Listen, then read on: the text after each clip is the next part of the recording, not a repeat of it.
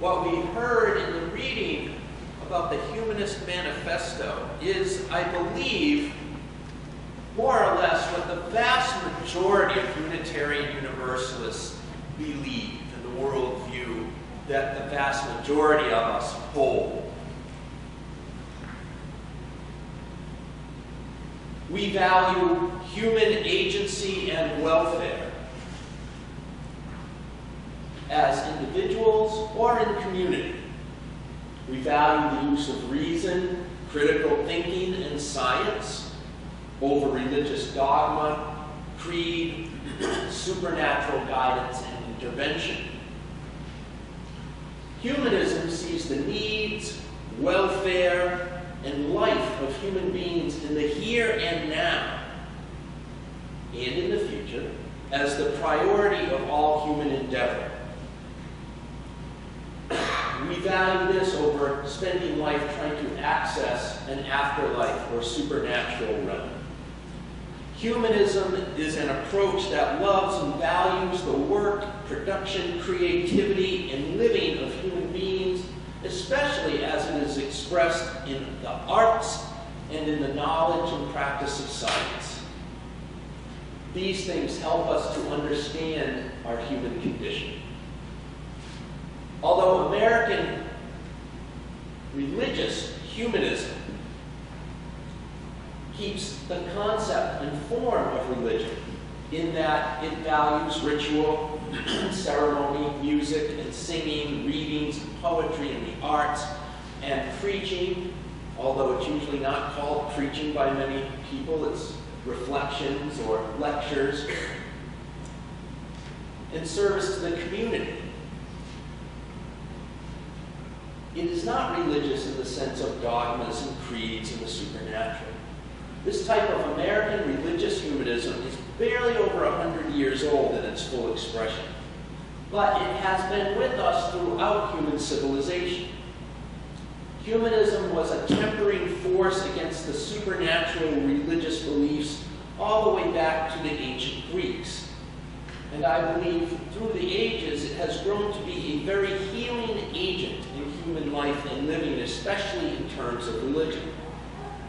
Humanism, I would argue, is a way to salvation, not in being saved from the wrath of an angry God, but in the original root meaning of the Latin salve, to heal. I think humanism has healed religion, continues and will continue to heal religion.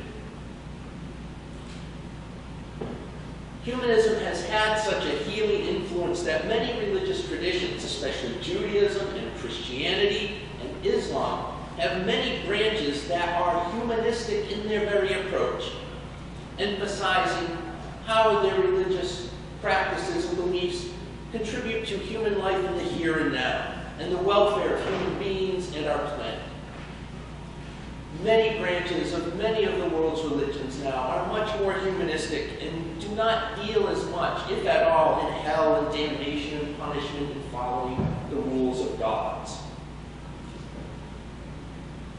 The ancient Greeks did not develop humanism, but they did struggle with many of the issues with which humanism tries to deal, including freedom of thought, the nature of God, human immortality, the problem of absolute standards. Modern humanists, as Mason Olds in his book American Religious Humanism, saw the Greeks as having a questing, adventurous spirit they exemplified in their own age. Greek and Roman philosophy clearly demonstrate a humanistic approach to living. During the Renaissance, humanism began to dispel the Dark Ages and bring reason into play against the unassailable power of the church. Renaissance humanists revolted against otherworldliness. They wanted to make the best of living in this world. An ideal human being was no longer the aesthetic monk, but a universal, multi-talented person of the world, the Renaissance man. If they were in our time, they would call it the Renaissance person. And Renaissance humanism reacted against restrictions placed on knowledge. It relied on reason instead of faith. It used textual and historic criticism. It turned to the study of classical philosophy and literature for form and the understanding of human nature. The ultimate crisis of humanism in the Renaissance was, of course, Galileo. And the choice in the trial of Galileo was, do we base authority of one's beliefs in the teachings of the church, or do we place the authority of our beliefs in our own observations and experience and investigation? The trial of Galileo made the contradictions between humanism and traditional religion visible and upfront and in the open. During the 14th to 18th centuries, Christianity felt the influence of humanism in the historical and literary criticism of the Bible, with the idea that God has to work within the laws of nature and reason, and that as science teaches us more, doctrines have to be adjusted, or they become more and more unreasonable. Jesus became a great moral teacher, his uniqueness not seen in divinity so much as in his example and in his teachings. A Christian humanism began to develop and take form. And American Unitarianism was based on this trajectory. The classic example of American humanism in its Christian form is William Ellery Channing, whose 1819 sermon on Unitarian Christianity has been called by historians a party platform of Unitarianism, whereby he used the biblical text itself to prove that Jesus never thought of himself as a divine God, and that the Christian scriptures were in and of themselves Unitarian, about the teachings of a great teacher, not about a son of God who was more divine than you and I. The Transcendentalist movement took on Channing's theology of salvation, healing by character. To continually improve our own character and our own life, our own living is what saves or heals us. And the Transcendentalist movement took the Christian humanism of Channing and went further still. The Transcendentalist movement owes a huge debt to and was deeply influenced by two things: the philosophy of Immanuel Kant and the theology of Friedrich Schleiermacher. Yes, pronounce Schleiermacher. When you're in seminary, you have to say that over and over and over and over again. Schleiermacher.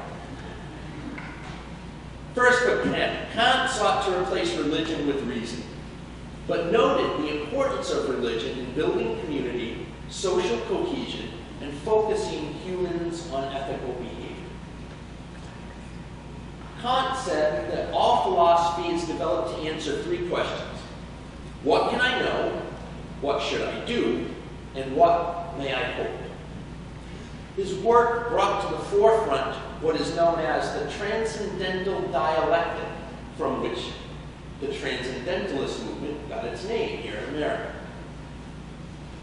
Kant sought a secular, rational version of religion and the ethics of religion, but without the divine dictates. Instead, he posited what he is best known for, the categorical imperative.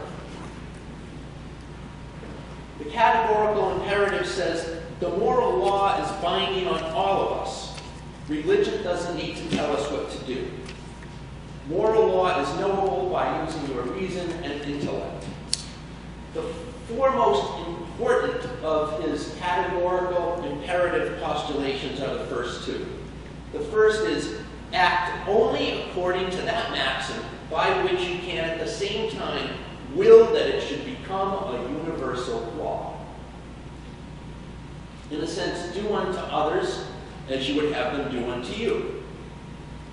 And this way, an approach helps us to see the ethical behavior in less personal terms and take a more objective view of ethical thinking.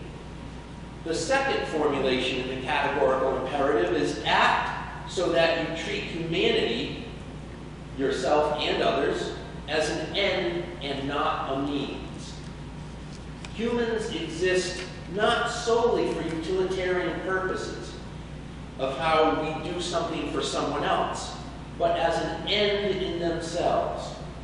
We see this visible today in our Unitarian Universalism as the inherent dignity and worth of all people. That your dignity and worth is not based on what you do, or how you think, or what service you perform, or how much money you make, or what labor you perform. It is an inherent dignity and worth. We sometimes do use each other as means. I am using you as a congregation and audience. You are using me as a teacher to learn something about humanism. But that is not the only way we see each other. We recognize that each of us, in our own individual humanity, is a sum total universe and end in ourselves. We have inherent dignity and worth. The categorical imperative is not without its own difficulties. Like many systems of thought, it can fall into an absolutism. For example, under the categorical imperative, we must say that lying is a moral wrong all the time, because we must act by that maxim which we would will to be a universal law. We really shouldn't have to tell lies. Unfortunately, Kant says our obligation is to the duty of the categorical imperative, so that if the Nazis come knocking on your door asking where your Jewish grandmother is, and she's hiding in the basement, if you tell the Nazis haven't seen her in years, you are actually being immoral under the categorical imperative. So it's useful up to a point. Like all systems, it has minuses as well as its pluses. So that brings us to Schleiermacher. And you just love saying his name, Friedrich Schleiermacher.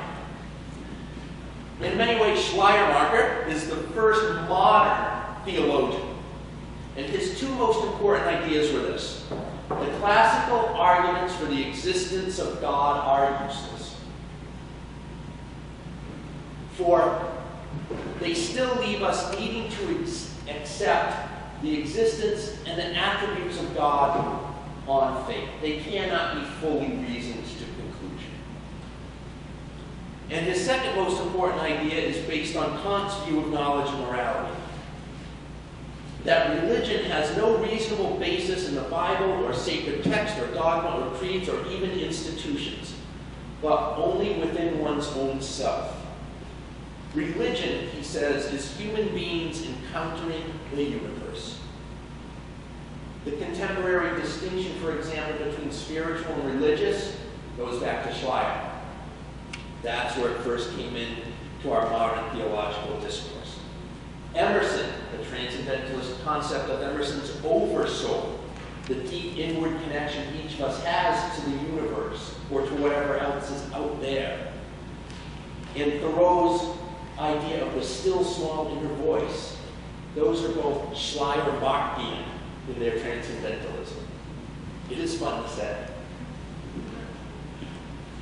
The transcendentalists thought of the institution of religion, specific rituals and ceremonies, creeds and dogmas, as no longer necessary. Coming to that conclusion, Emerson resigns from the Unitarian ministry, which was the most liberal ministry you were going to find at the time. Not liberal enough. The thing that was the last straw for him is one day he was supposed to do the Lord's Supper in his church on a particular Sunday, and he realized this is meaningless, and he quit. And thus, with the Transcendentalists began a great debate within Unitarianism, which continued into Unitarian Universalism, the debate between the humanists and the theists. American religious humanism is born of this ongoing debate, which intensified from the time of the Transcendentalists in the 1830s and 40s to the turn of the 20th century. And American religious humanism, as we know it or define it, began with three Unitarian ministers: John Dietrich, Charles Potter, and Curtis Reese. Good names, but not as fun to say as Schleiermacher. And these three ministers gave up on the interpretation of God and traditional theology and traditional biblical referencing, And they sought instead to develop a humanity-based religion without God, but still religious in the use of ritual and ceremony and choral singing and readings of inspiration and poetry and the sermon or learned lecture or reflection, and being of service to others. What develops out of their ministries becomes to be called American religious humanism. That is not the same as secular humanism, which wants none of the trappings of religion whatsoever. In a sense, it is the birth of the Unitarian Universalist humanistic religion we still practice. They're all similar, so I want to tell you a little bit about John Dietrich, because out of the three, he's my favorite. He was kicked out of the Presbyterian ministry for heresy, for not believing in the virgin birth, for not believing in the inerrancy of the Bible, for all kinds of stuff which we would kind of say we don't agree with anymore either. He was in Pittsburgh at the time, and the Unitarian minister in Pittsburgh said, "Saw what happened to you. I bet you'd be a great fit with us in our ministry. You should come on over." So he applied, and he did. He had a great career in the Unitarian ministry. Most of his career was spent serving two congregations, one in Spokane and one in Minneapolis. And he grew both of those in his years there from dozens of members in each place to over 1,000 members in each congregation. He was hugely popular. He was on the early radio broadcasts. He debated Catholic priests on the distinction between theism and humanism. He started the term humanism in one of his sermons. He read an article by Frederick Gould in the British Ethical Society's journal that had the line, "Belief and trust in human effort." And this is what he based his religion on, and coined the term humanism, by which we still refer to this way of thinking. He was one of the members of the committee that drafted and then published the Humanist Manifesto in 1933. What we heard this morning was the current Humanist Manifesto, which is its third incarnation. The Humanist Manifesto, originally drafted in 1933 by Dietrich and others, had 15 points to it. It was revised in 1973, and then it was revised in 2003 to be what you heard this morning in the reading. Each of them are basically saying that we need to reject superstition and the supernatural and advocate science and taking care of each other and the planet and protecting civil and political liberties. Throughout the 20th century, Unitarian Universalism became more and more and more humanistic. By the time we got to the merger in 1961 of the Unitarians and the Universalists, there had really widened this gulf between those who wanted a still Christian religion, at least in its outward forms, even if people didn't agree with all the traditional dogmas, and those who wanted nothing to do with it. It came to its head in the early 80s. And in 1983 at our General Assembly, there was a huge argument in trying to revise our principles, where the people who were still theistic and or Christian in their orientation wanted that recognized, and the people who were more humanistic didn't want any of that at all. And the problem was finally solved by our proposal to list our principles, but then list a set of sources from which we draw religious inspiration, and include in that the Jewish and Christian tradition. And that's how we got past that. And at the turn of the 21st century, now, 15, 20 years ago, we started seeing that divide between humanists and theists diminish. And it is still diminishing. Two things that really accelerated this were an essay by David Bumbaugh called A Humanist Language of Reverence, where he advocated, even in our humanism, not being afraid of terms like spirit and prayer and guidance and salvation and grace and all this kind of stuff that's traditional religious language, but it can be used to mean many different things. Like I said, salvation to heal, It's not about being saved from the wrath and angry supernatural God. Salvation is about healing and feeling whole and together in your humanity. This was promoted by President William Sinkford in the early 2000s. And you today, our Unitarian Universalism today, is post-Christian in many ways. But it is also now becoming post-dualism, where it's losing its fight and tension between humanism and theism. The new generation of Unitarian Universalist leaders rising to the forefront now, people in their 20s and 30s, lay leaders and religious professionals, want nothing to do with this old argument between humanism and theism.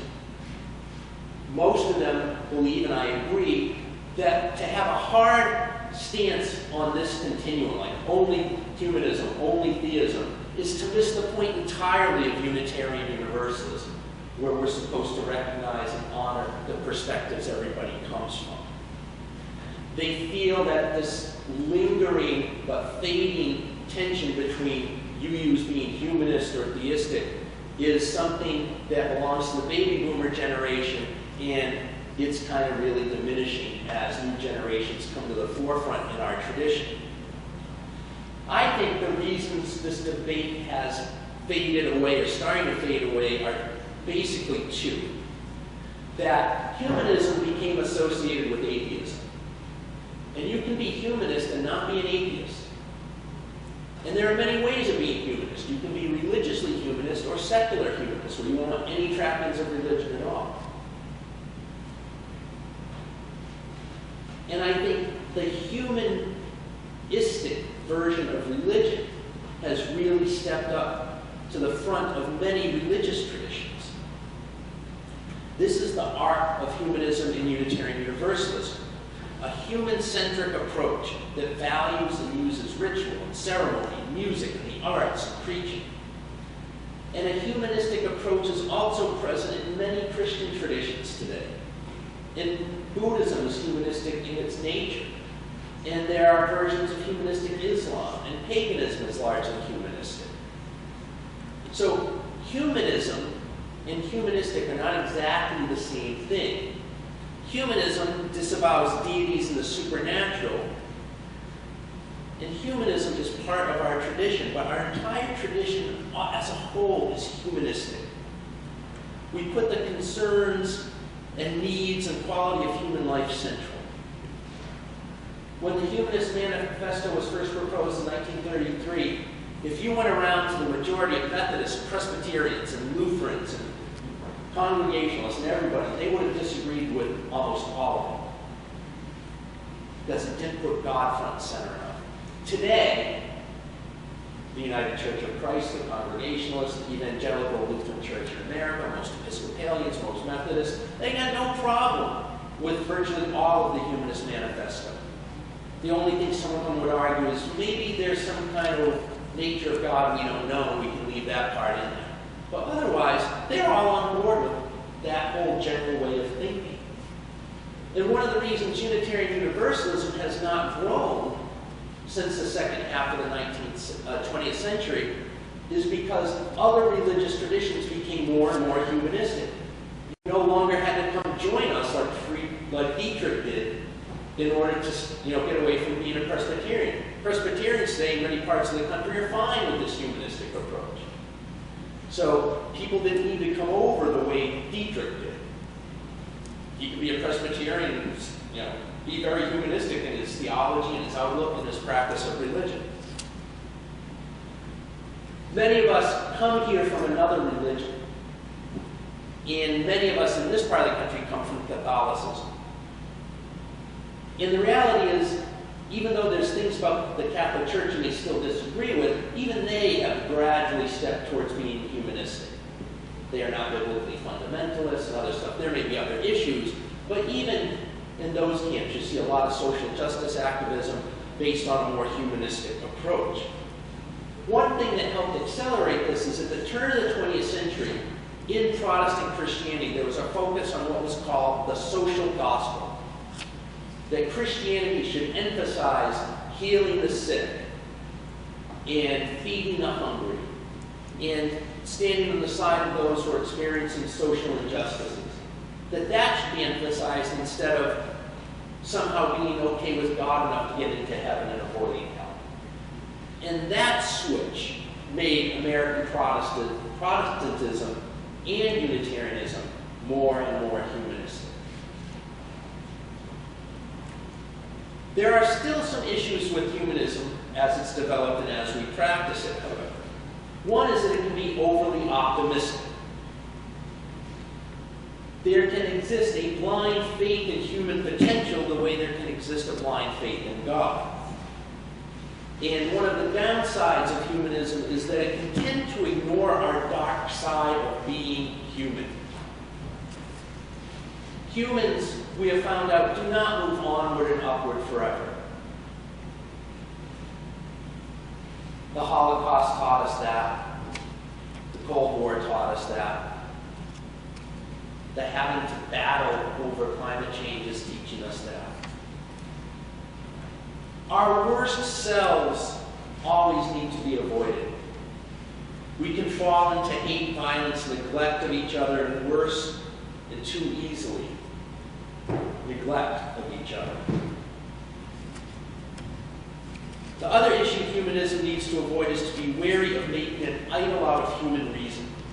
Humanism arose as early as ancient Greece as a counterbalance to superstition. We need to be careful not to swing the pendulum all the way to the other side. Yes, we are reasonable creatures, but we are also emotional creatures. And humanism can tend to leave out what we know and learn through science about human emotion and focus too much on science and reason. Our science and reason can teach us a lot about our emotional life, and we need to continue to pay an equal amount of attention to that. One way to prove this is get into an argument with an atheist about the existence of God and see how emotional they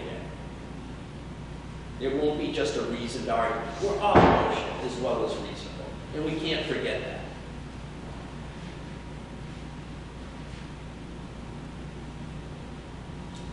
These pitfalls aside, I consider myself a humanist and a Christian in the sense of loving the teachings of Jesus, but most importantly, a Unitarian Universalist. My humanistic Unitarian Universalism is my faith. It is where I place my existential trust or faith. It may be true that Unitarian Universalist humanism is not a perfect religion, but it's the best one we've yet developed. I truly believe that human religiosity will in the future resemble humanist Unitarian Universalism more than it will any other religion we've yet known or invented.